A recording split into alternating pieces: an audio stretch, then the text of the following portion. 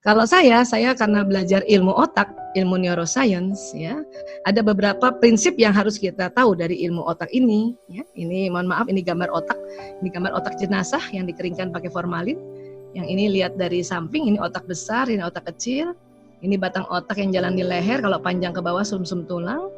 Ini otak dilihat dari atas, ini yang bagian dahi. Otak ternyata terbagi dua, Allah buat. Ada yang bagian kanan, ada yang bagian kiri. Nah, ini otak orang masih hidup kayak gini. Di dalam otak itu banyak kabel-kabel listrik. Jadi di otak itu banyak listrik yang jalan. Makanya salah satunya adalah agar listrik yang di otak jalannya bagus, kita harus tahu pembangkit tenaga listrik di otak itu adalah air. Makanya harus cukup airnya. Ya, termasuk air kita juga. Walaupun kita sedang saum, kita perkirakanlah air diminum pada saat sahur dan pada saat buka, dan di antara buka dan sahur kembali itu harus cukup. Ya. Bagaimana cara tahu cukup minum air? Nah, ada teori terbaru dari ahli gizi mengatakan kebutuhan air pada manusia itu cara ngitungnya gini, berat badan dibagi 30. Coba teman-teman hitung sendiri ya, ibu-ibu hitung sendiri ya. Berat badan dibagi 30. Jadi seandainya ibu-ibu ada yang berat badannya 60 dibagi 30 berarti kan 2. Berarti minimal 2 liter air putih untuk kebutuhan tubuh, terutama untuk otak. Kalau di atas 60 misalnya 60, 61, 62, 65 atau 70 ya 2 liter lebih sedikit. Kalau anak kita masih berat badan cuma 30 kilo berarti 1 liter saja. Ya, air. Sekarang ya banyak sekali kan iklan-iklan, ada tuh iklan yang saya senang banget lihatnya ya. Dia kurang minum air terus dia agak tulalit otaknya. Langsung lupa, langsung ya itu tadi ya, hang otaknya itu. Kenapa? Karena sumber pembangkit tenaga listriknya itu berkurang. Ya. Dan kalau bahan-bahan untuk pembangkit tenaga listrik ya kalau tadi sumbernya adalah air, bahan-bahannya itu makanan-makanan. Terutama makanan-makanan yang kacang-kacangan. Kacang hijau, ya, kacang mete. Walaupun kalau semakin umur mungkin kita makan kacang-kacangan itu tidak terlalu banyak ya. Kacang merah, kacang almond, ya. Terus apalagi? Ya itu tadi, ya, yogurt itu juga bagus untuk otak. Kemudian ikan apapun ya, itu bagus sekali untuk otak. Sereal itu juga bagus untuk otak, ya. Jadi itu mungkin harus diperhatikan pada anak-anak, terutama pada saat ini kita semua stay di rumah aja ya. Mumpung seperti itu jadi kita bisa memenuhi kebutuhan dari otak ini. Ya. Nah ini otak kalau ditaruh di kepala kayak gini. Jadi ada yang bagian kanan, ada yang bagian kiri. Ya. Nanti dari otak keluar sistem saraf, keluar saraf-saraf. Nah ini kayak gini. Dari otak keluar saraf. Yang unik dari otak bagian kiri keluar saraf nanti menuju ke tubuh yang kanan. Kebalikannya otak yang kanan nanti keluar saraf dari sumsum tulang ini menuju tubuh yang kiri. Ya.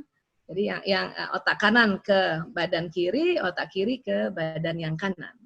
Ini sumsum tulang belakang ini, dia keluar sistem saraf. Nanti dari sumsum ini keluar tali-tali kayak gini nih. Kalau ibu-ibu pernah potong-potong daging sapi, sering lihat putih-putih panjang, itu namanya sistem sarafnya si sapi. Manusia juga sistem sarafnya warnanya agak putih. Ini kayak gini nih. Ini kayak kabel listrik, kabel telepon ini. Apa yang diucapkan dia jalan di badan. Apa yang didengar dia jalan di badan pesannya. Apa yang dilihat jalan di badan. Apa yang ditanamkan di otak atau diajarkan oleh orang tuanya itu nanti akan jalan di badan juga. Ya. Dan apa yang dia rasa, jadi ada emosi di otak ini, dia juga jalan di badan. Artinya apa? Sekarang ada teknik namanya neuro parenting skill. Jadi keterampilan orang tua berdasarkan kerja saraf. Ya, tadi saya katakan apa yang diucapkan oleh orang ini dia akan jalan pesannya. Seperti kita ya, katakan kita bilang Bismillahirrahmanirrahim. Coba teman-teman baca basmalah. Bismillahirrahmanirrahim. Nah, basmalah itu, Bismillahirrahmanirrahim itu dia jalan di badan sini. Bismillahirrahmanirrahim. Dia jalan. Dia jalan. Nah, juga pendengaran. Itu juga setiap yang dia dengar, dia akan jalan. Ya. Jadi nomor satu adalah sebetulnya kita harus ya memberikan ya omongan-omongan atau percakapan, ucapan-ucapan yang baik terhadap anak. Jadi untuk era apapun ini pakai begitu caranya. Banyak ibu kalau anaknya sedang pegang gadget, kemudian azan maghrib atau azan asar, dia masih pegang gadget. Mungkin karena ibunya kesel ya. Cuman ibunya berkata-katanya jadi sangat negatif. Apa dia bilang sama anaknya? Ya, main terus, main terus, main terus. Nah, itu didengarkan main terus, dia main terus, main terus, main terus, main terus, main terus. Anak suka bingung nih, loh, ini maksudnya ibunya apa sih? Gitu. Karena ucapan yang didengar oleh anak, ya itu jalan pesannya. Banyak ibu mengatakan begini, kamu nih ya, kalau disuruh sholat susah banget. Kalau disuruh sholat susah banget. Ini jalan nih. Kalau disuruh sholat susah banget. Kalau disuruh sholat susah. Makanya dia kalau disuruh sholat akhirnya susah badan ini. Kalau main aja lama banget. Ini pakai telinganya ya. Kalau main aja lama banget. Makanya anak ini kalau main lama. Sebetulnya jadi orang tua tuh mudah sekali. Kenapa? Kalau kita tahu tentang kerja saraf, apa yang dilihat jalan, apa yang didengar jalan, apa yang diucapkan jalan, apa yang dipikirkan jalan pesannya ke badan, dan badan ini nanti melakukan tindakan atau melakukan perilaku atau melakukan akhlak. Ya. Artinya apa? Kita memang harus sampaikan yang baik-baik saja. Kalau memang sudah waktunya sholat, itu anak masih pegang gadget, kalau kita bilang main terus, dia main terus nanti. Kenapa nggak kita bilang sholat yuk, sholat yuk, sholat yuk, sholat asar yuk, sholat asar yuk, sholat asar yuk, sholat asar yuk, sholat asar yuk, sholat asar yuk.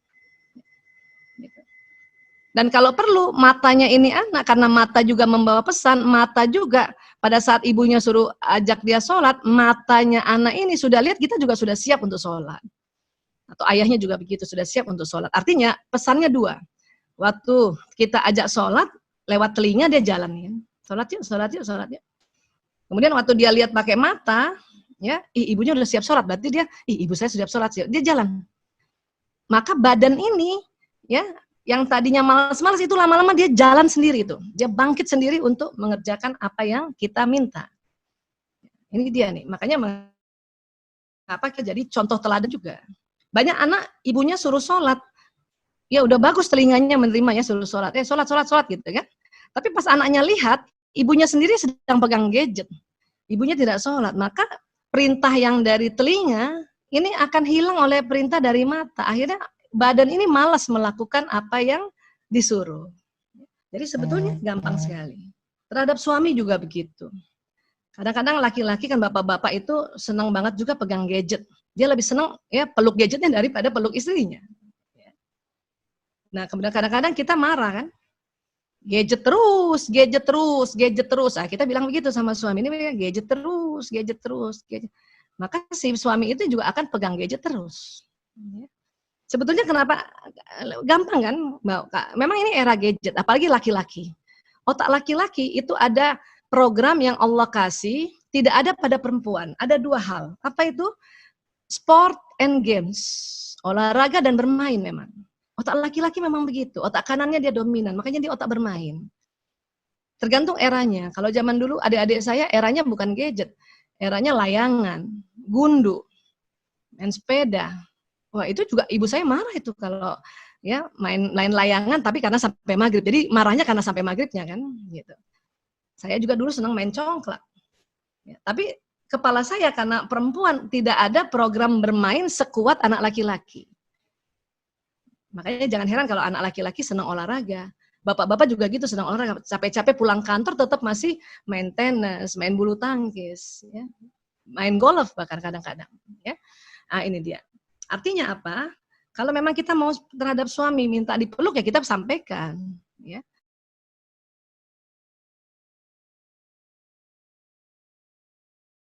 Jadi si suami ngerti, oh dia minta dipeluk, oh gitu. Karena banyak ibu-ibu atau istri atau siapapun itu kalau marah dia bicara ya kurang terkontrol sehingga nanti jalan ke sistem saraf ini. Ya, jadi menjadi orang tua yang tangguh di era milenial kita tahu bahwa ini sudahlah, ya ini memang eranya, sudah tenang-tenang aja dulu. Satu, kedua, oh ada sistem saraf toh yang membawa pesan ke badan. Artinya ya kita sampaikan yang apa yang kita mau. Jadi kalau ibu-ibu mau bilang sesuatu, kadang sering yang diucapkan apa yang tidak kita mau. Ya. Kamu nih ya, kalau kerjain PR males banget. Kalau kerjain PR males banget. Kerjain PR males banget. Maka itu nanti betul-betul males karena jalan nih pesannya di badan. Padahal kita maksudnya ya supaya dia rajin kerjain PR.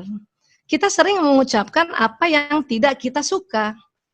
Harusnya kan kita bilang aja, nak, ya, yang rajin ya kerjakan PR-nya ya. Ayo kerjakan PR. Kalau dia malas-malasan atau dia lamban-lamban kerjain PR, kita bahasanya bilang, ayo nak dipercepat kerjain PR-nya. Jadi sesuai apa yang kita mau. Untuk itu caranya adalah ya sebelum kita meminta sesuatu pada anak atau menyuruhnya, diam dulu sebentar, tarik nafas, bismillahirrahmanirrahim, terus tanya dalam hati, jadi saya maunya apa? Oh saya mau dia kerjakan PR yang rajin ya, sampaikan itu, nak, yang rajin ya kerjain PR-nya. Jadi berhenti dulu, jadi nggak asal mengucapkan, karena apa yang kita ucapkan sering terbalik. Sehingga anak melakukan yang terbalik itu, nanti kita marah lagi. Ya. Nah ini dia, jadi sistem saraf membawa pesan di badan.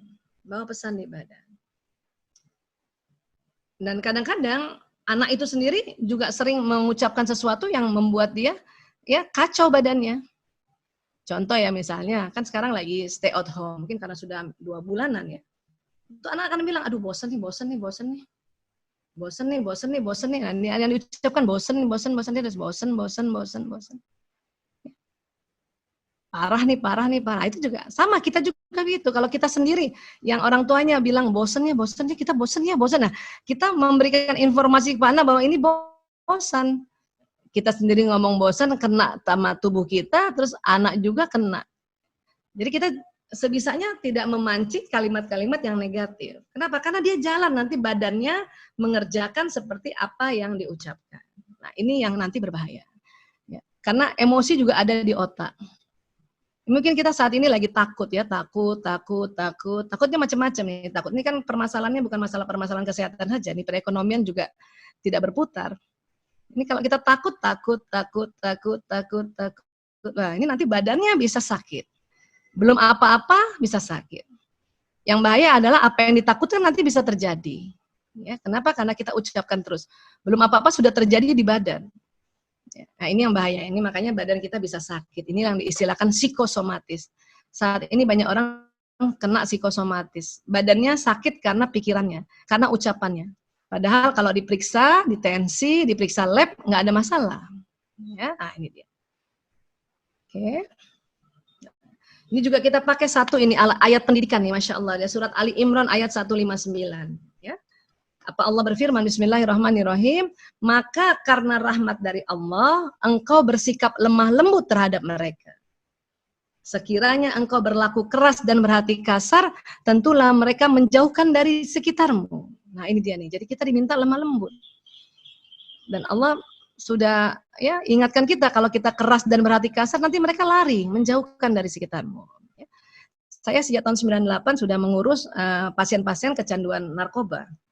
4 tahun terakhir juga mengurus pasien-pasien yang kena LGBT. Ya. Kenapa salah satunya mereka seperti itu? Karena salah satunya ya, karena kan orang tua kita zaman dulu kan belum banyak belajar tentang parenting ya. Apalagi kalau memang orang luar ya, kayak saya ini orang Bugis kan keras dia. Jadi di sini sudah dikatakan sekiranya engkau berlaku keras dan berhati kasar, nantilah mereka menjauhkan dari sekitarmu. Anak nanti menjauh, dia lebih sering di luar. Yang bahaya karena bandar narkoba itu memang sudah banyak di Indonesia, karena anak sering di luar, maka pada waktu yang salah ketemu orang yang salah dan anak kita terbujuk oleh ya rayuan-rayuan kejahatan yang ada di luar. Terus ada yang bilang, Bu Aisyah, saya sebetulnya sudah lemah lembut, tapi tuh anak masih songong, masih ngeselin. Nah ini lanjutannya nih. Maka maafkanlah mereka dan mohonkan ampun bagi mereka. Jadi kalau kita sudah berusaha lemah lembut, itu anak masih kasar ya. Kemudian juga tadi kan suruh berbuat baik kan di surat Luqman ayat 13 tadi kan. Ditambah lagi Ali Imran ya. Karena dia masih kasar, maka maafkanlah mereka. Jadi kita bilang, ya Allah saya maafkan anakku ya Allah. Kalau perlu karena anaknya banyak, sebut siapa yang dimaafkan ini. Ya saya maafkan anakku ya Allah, fulanah binti fulan ya Allah. Kemudian Allah minta lagi, dan mohonkan ampun bagi mereka. Jadi kita bilang sebagai ibunya, Allah saya ampuni dia ya, saya mohon ampun baginya ya Allah. Yang pertama maafkan, ya Allah saya maafkan dia, ya Allah ampuni dia. Nah itu. Baru dan bermusyawarahlah dengan mereka dalam sesuatu urusan. Baru kita ajak musyawarah. Kemudian apabila engkau telah berbulat tekad maka bertawakal. Jadi pada saat kita musyawarah, kita tanya jawab sama anak atau berdiskusi sama anak, kemudian ada keputusan yang kita ambil, kita diminta tawakal. Kita bulatkan tekad. Banyak ibu-ibu waktu musyawarah sama anak, sudah ambil keputusan bimbang. Dia bilang sama anaknya, nak kamu main komputernya maksimal 3 jam ya. Oke, gitu. Besoknya anaknya ya nggak mau 3 jam. Ya, Bun, 4 jam dong Bun. Adet dia kemudian bimbang. Akhirnya dia ya itu tadi nggak punya bulatan tekad, tidak bertawakal pada Allah. Bukan berarti peraturannya tidak bisa kita revisi, bisa, tapi harus ya minta musyawarah lagi. Jangan pas sudah kasih kesepakatan untuk main 3 jam, besoknya dia menawar dalam keadaan kondisi tidak musyawarah. Jadi harus bilang bahwa ayo kita musyawarah lagi. Ya. Tanya kenapa mau 4 jam? Apanya yang harus ditambah? Kenapa harus ditambah? Nah, itu diskusi itu harus. Ya. Nah, ini harus kita pegang. Ini bukan hanya pada anak, pada pasangan hidup. Bahkan pada tim kerja kita kalau kita pimpinan. Ya. Di sini dikatakan maka karena rahmat Allah engkau bersikap lemah lembut terhadap mereka. Artinya kalau kita lemah lembut sama anak, bisa lemah lembut sama pasangan, itu karena rahmat Allah yang turun. Kasih sayang Allah yang turun. Karena seasli-aslinya orang tua itu sama anak kandungnya kadang itu sulit lemah lembut itu. Selalu maunya buru-buru. Tapi sama anak orang lain ya kita bisa lebih cepat lemah lembut itu. Itulah makanya dalam pendidikan kita sudah nggak bisa dalam 24 jam setelah anak-anak di usia balita, kita yang mendidik mereka 24 jam itu juga sudah sulit. Makanya kita titip orang lain yaitu Bapak Ibu guru. Supaya Bapak Ibu guru itu bisa menyampaikannya dengan lebih lemah lembut. Ya. Tadi host kita bilang ini kita sama anak ini dikatakan ya kayaknya lebih keras dibanding sama orang tuanya kan tadi dikatakannya begitu ya. Karena memang betul orang tua sama anak kandung itu maunya cepat-cepat, maunya buru-buru. Nah makanya kalau sampai ayah bunda, bapak ibu sudah bisa lembut sama anak dan lembut sama pasangan itu rahmat Allah turun. Masya Allah. Apa nggak senang tuh kalau rahmat Allah turun. Makanya untuk bersikap lemah lembut itu memang kita minta pada Allah. Caranya adalah itu tadi kalau kita kesel, marah atau apapun sama anak atau sama pasangan kita diminta istighfar. Astagfirullahaladzim, astagfirullahaladzim, astagfirullahaladzim. Ya Allah, astagfirullahaladzim. Ya Allah mohon lemah lembut ya Allah, mohon sikap lemah lembut ya Allah. Itu yang harus diminta memang. Ya. Kenapa kita susah payah meminta supaya kita bersikap lemah lembut? Karena Allah sudah bilang sekiranya engkau berlaku keras dan berhati kasar, mereka menjauh darimu.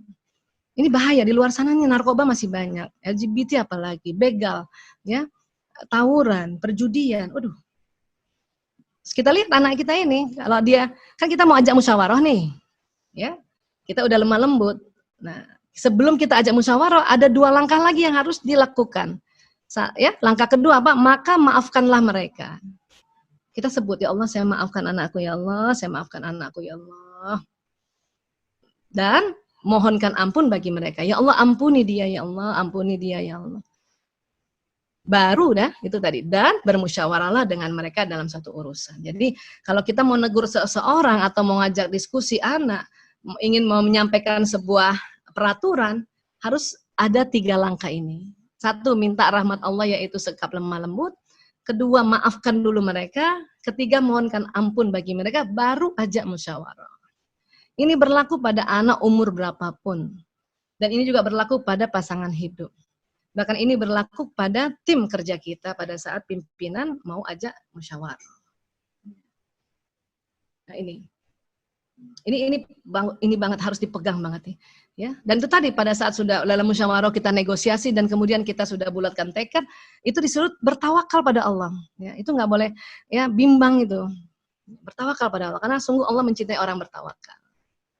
Ya, nah ini yang bisa dipakai sebetulnya untuk kita siapapun dia, era apapun, karena kita tahu Quran itu ya cocok untuk era apapun. Yang penting ini mintanya ini oleh Allah. Sehingga pada saat nanti musyawarah, anak pun senang, kita pun senang.